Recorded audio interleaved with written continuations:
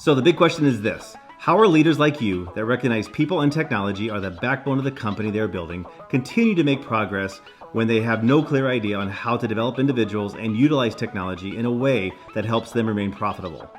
That is the question, and this podcast will give you the answers. This is Tom and Michaela, and welcome to the Heart and Hustle Podcast. Hey everybody, welcome back to another amazing episode of the Heart and Hustle Podcast. We're just talking about, we don't even know what episode we're on anymore. I don't know what episode we're on. We just literally got back from California a few days ago. So Not too long ago. So it was a wild trip. It was fun. You know what's funny is I was walking, we were walking into this place tonight, and it made me kind of chuckle a little bit because what did you tell me? What did I tell you? What place did we walk into? This place.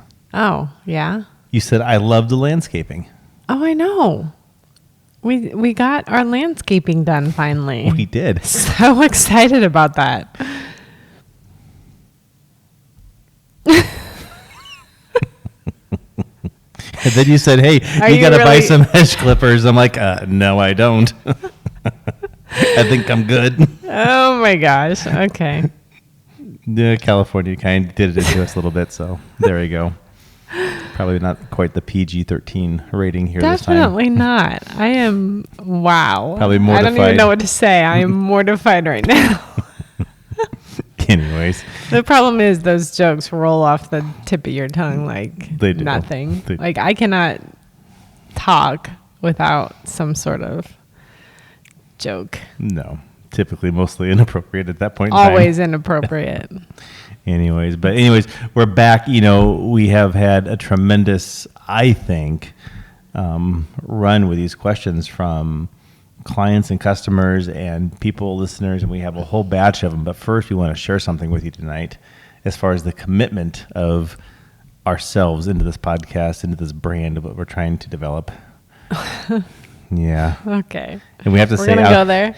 We're going to go there. Alcohol was not involved. We can definitely say that. It wasn't. No, it was not involved. It was a purely clear-headed decision that we made. So how should we set this up? What should we say?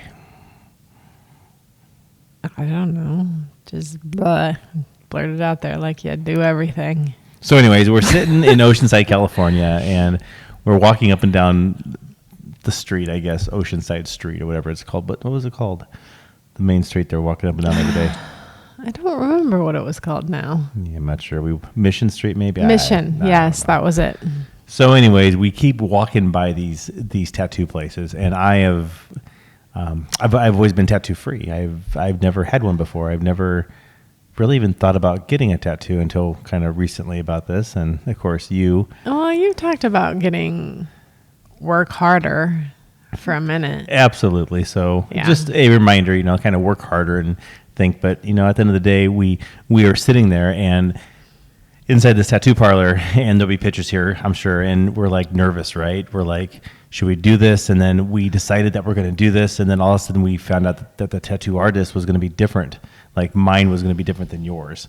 And we're like, oh my gosh, can we live with that in case one is better than the other or one is worse than the other, and whose is better and whose is worse? And we kind of thought, well, what should we do? And well, it was a combination of that and just pure panic. It was panic. It was panic. Well, the music was going, the music was right. There was this, I don't know, headbanger thrasher stuff going on, and you saw like wall art of amazing stuff from all the artists on the wall. You're like, wow, this is pretty cool stuff.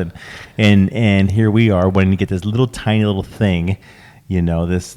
But we found out it was going to be bigger than we really wanted it to be, and so that's I've never when the heard you say that before. that's when the panic set in. That's when the panic set in. Is they cut this thing out. And they're like, hey, how does this thing look? And it's like, whoa, that's kind of large. And so we kind of we want to be an advertisement for the rest of our life. We backed out and we went to dinner and we had octopus. I think.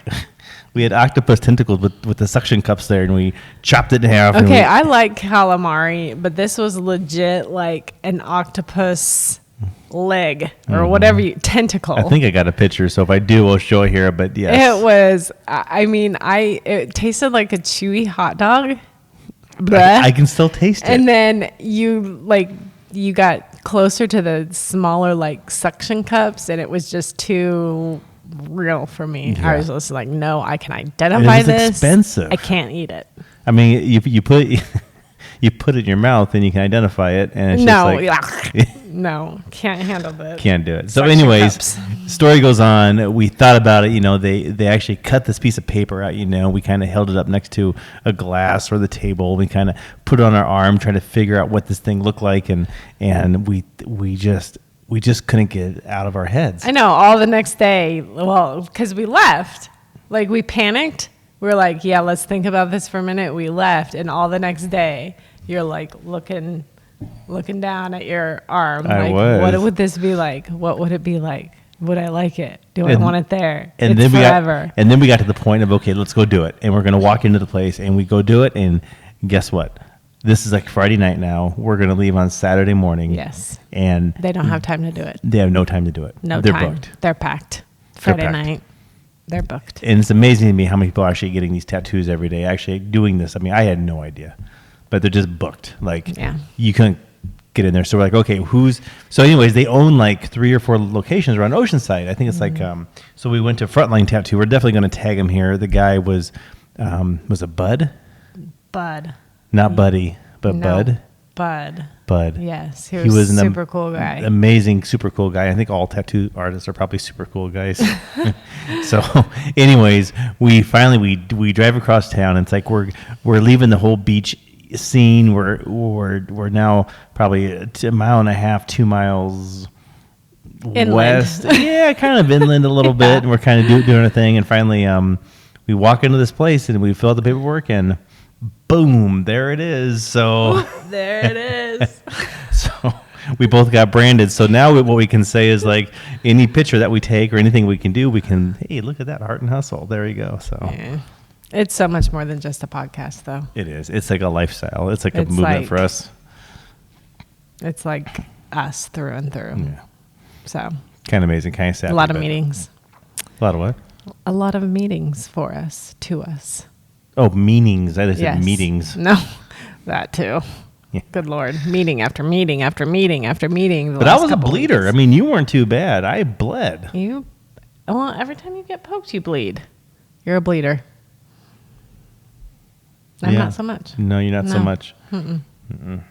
Anyways, back to the questions, everybody. Today we have kind of an awkward questions. I don't know if we're going to make it through it because we have probably spent too much time on this intro thing, and just a lot of amazing things happening to us. And this next week, a lot of like really cool things going on. And we're not going to talk about it now. We're going to show, part of that, I think, as surprises throughout the next week or so. So, yeah, Okay. I think you know what I'm talking Let's about. roll it out slowly. I think that's number 4 for the most inappropriate thoughts for tonight. So. Would you stop already? No. All right. This So is why it's really difficult to be an HR director in your company. in general, yes. Not in this company, probably most every company. So in general. So anyways, yeah, this is a good one. I saw this last week before we left, and it says, Tom and Michaela, what is the biggest lesson that you guys have learned this year? The biggest lesson that you guys have learned this year. So. On the spot questions are hard, They man. are. But what is the biggest lesson? I There mean, have been so many things.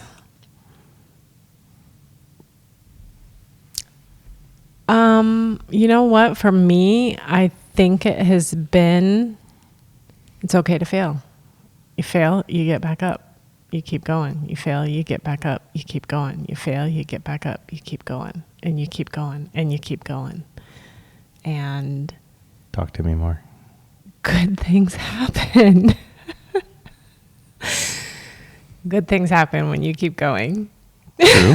I will agree with that. You just gotta stop with it already. I will stop. I promise. Okay, what is the biggest lesson you have learned? The this biggest last lesson year? for me this year is, when you know you're right, like in the when we're working with customers and clients, you on the HR side, me on the IT side, you become in these situations where you're talking with the person and the client, the customer, the prospective customer, and you're right. I mean, you know that you're not wrong, and you know things that they're saying are probably they're not saying in the best interest or best light of themselves or the companies in which they represent, and you're offering them advice. The biggest lesson that I've learned this year so far is don't back down, because they're going to try and talk you out of it. They're going to try and probably say, hey, listen, why is their reason right? And you're going to sit there and say, you know what?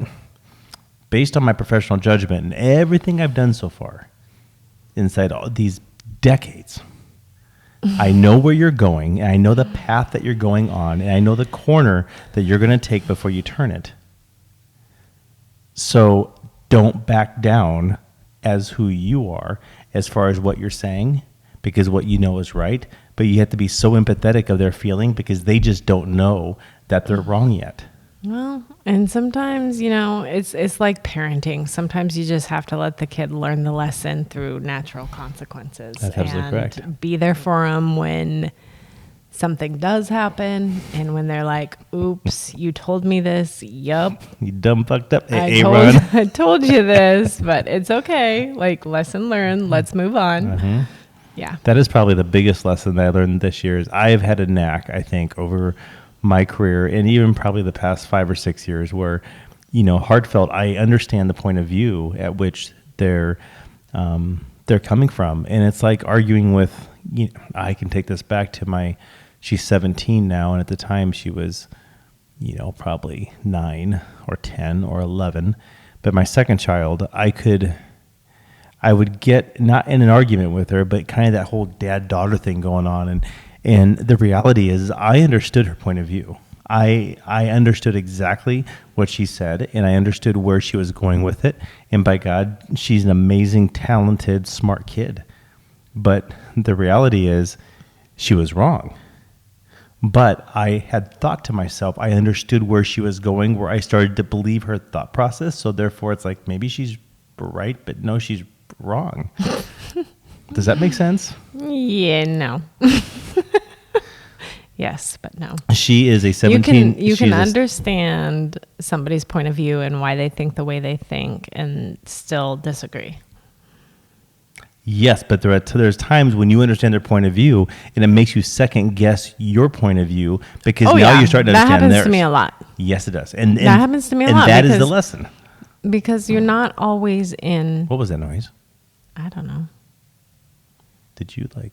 I did not. Did you? No, but okay. I heard a thump. You're not, it's hard to...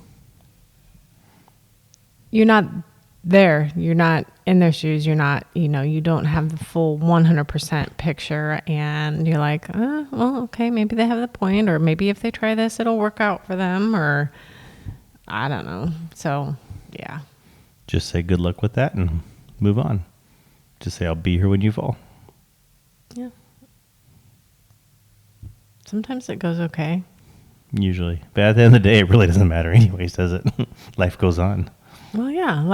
It goes back to what I said. Like, nobody has it all figured out. We can be there for each other and give each other advice and help each other, move through the day, but nobody has it all figured out. And so, I fail all the time. I screw up all the time. I make bad decisions all the time, but I get back up. I try it again. And what does that feel like to make a bad decision?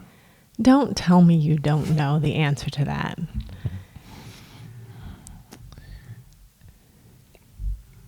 No. I'm messing with you. We both mess up all the time. So all the time. We're human. We're going to. We always will. Yeah. But back to the biggest lesson I've learned is it's like, try. Like, you've got to try. You've got to go for it, or else, you're going to go nowhere either way. So try and do the best you can and learn your lessons and move on. And we all know what happens when you don't do anything, and that's just nothing happens. There are like gunshots or something out there. There are. That's what happens when you do your podcast out at the nest in the country. Think they're fireworks? Do you hear that? Those are loud. They're fireworks. Anyways, we're going to keep on going to this thing here. So I actually thought you were kind of passing gas there from your pizza earlier. But that was just me. No, it wasn't the pizza. It was actual fireworks or Yes, something. I think they are too. So anyways, We're question missing number... a crazy cool show out there, I'm sure. I'm sure we are. But we're going to keep pushing through this even though we want to go look. Okay. They're fireworks. They're fireworks for sure. Absolutely. Yeah. Maybe the Husker scored or something. I'm not sure. That could be. Who knows? Anyways, question number 2 tonight. And I think we're going to stop at number 2. I don't want this thing to drag on forever because these fireworks are going off. It's kind of annoying, but we're going to kind of go to number 2. And I'm going to cheat. I'm going to read number 2 to myself and figure out if it's worthy. You said go number 2.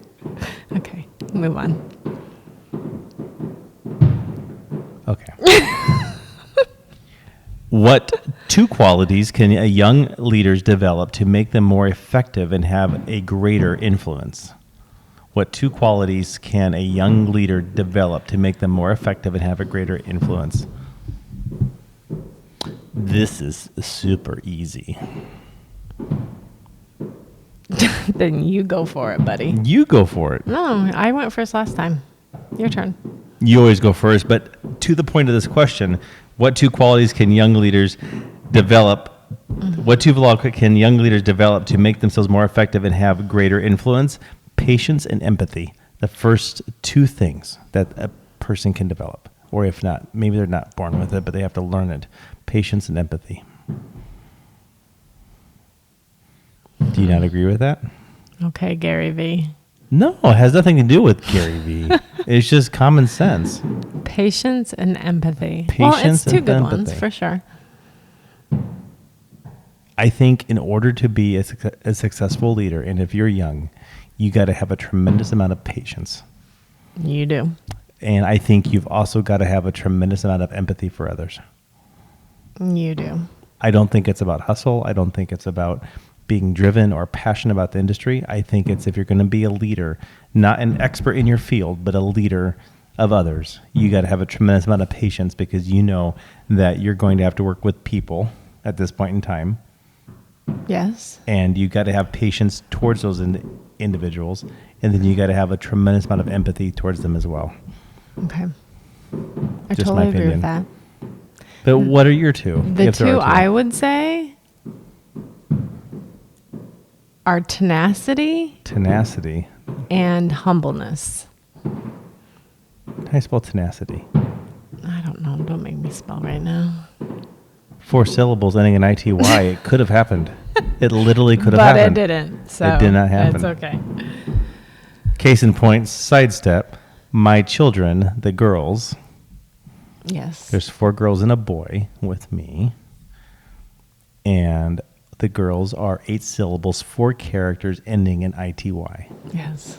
All 4. So Could this have happened, but tenacity, I'm not quite sure. We'll have to kind of spell it out. Maybe Victoria can do the little bouncy thing here. yeah. So tenacity is your first. Second one is Humbleness. humbleness. I think humbleness is a great one. Yeah. You have to have it. I think so too. I think. These fireworks are nuts. What's the date today? Today. No, I'm not going to say the date because it's not July 4th. I know that. It's not July 4th for sure. Yeah, it's harvest time in the fields that are behind us. Yes. Maybe the farmers are celebrating harvest. Maybe they're celebrating that they harvest. haven't finished yet. Tenacity and humbleness. I kind of like it. Yeah. Maybe you should start a website called tenacityandhumbleness.com. Like Starsky and Hutch. You remember that back in the day? Yeah. Mm-hmm.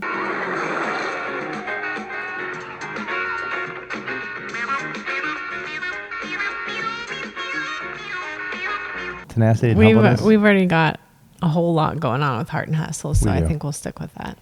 We do. Anyways. Any parting words for tonight? No, not necessarily.